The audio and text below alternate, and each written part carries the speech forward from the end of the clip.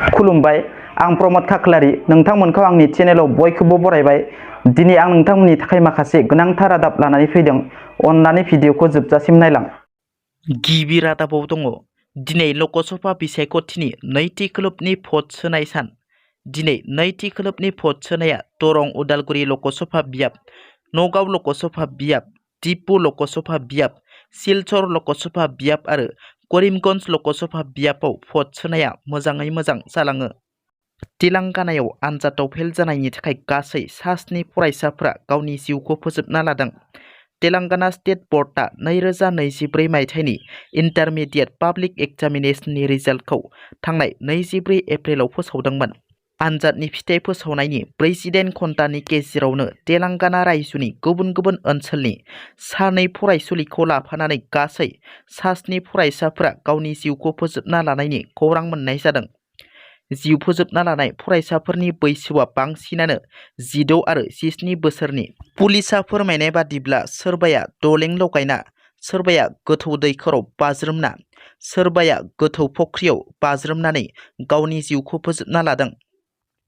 नब सरनियानि सायाव आसामनि केबिनेट मन्त्रि इउजि ब्रह्मनि बेरफ्रुसार बिबुंथि। खौरांगिरिया नब सरनियानि सायाव सोंथि खालामनायाव मन्त्रि इउजि ब्रह्मआ बुङो दि नब सरनियाया गावखौनो फोथैना लाबाय, रावबो खालामाखै। बिथाङा 2024 मायथाइयाव नमिनेशन होनो नाङामोन। जि बर' कसारी सार्टिफिकेटआ केन्सेल जालांबाय। बिनि उनाव बिथाङा 1986 मायथाइयाव राभा हारिनि सार्टिफिकेट लाना दोननाय दं होनना नमिनेशन होदों। 1986 मायथाइयाव राभा सार्टिफिकेट लादों आरो 2011 मायथाइयाव बर' कसारी सार्टिफिकेट लाबाय। सासे मानसिनि मोननै हारि थायो। बेसेबां थगायसुला मानसिखौ थगायगासिनो। दायो बिथाङा फ्रड केस थांगोन। जुदि कर्टआव थांगोन। जे हाइ कर्टखौ इलेक्शन कमिशनखौ मिसलिड खालामदों बियो गेदेर अपराध होनना। सासे इउटुबारनि सायाव बिसानि गोख्रों एक्शन। उदालगुरि जिल्लानि सिङाव थानाय भैरबकुन्दनि इउटुबार इमानुएल मोसाहारिनि न'आव बिसा।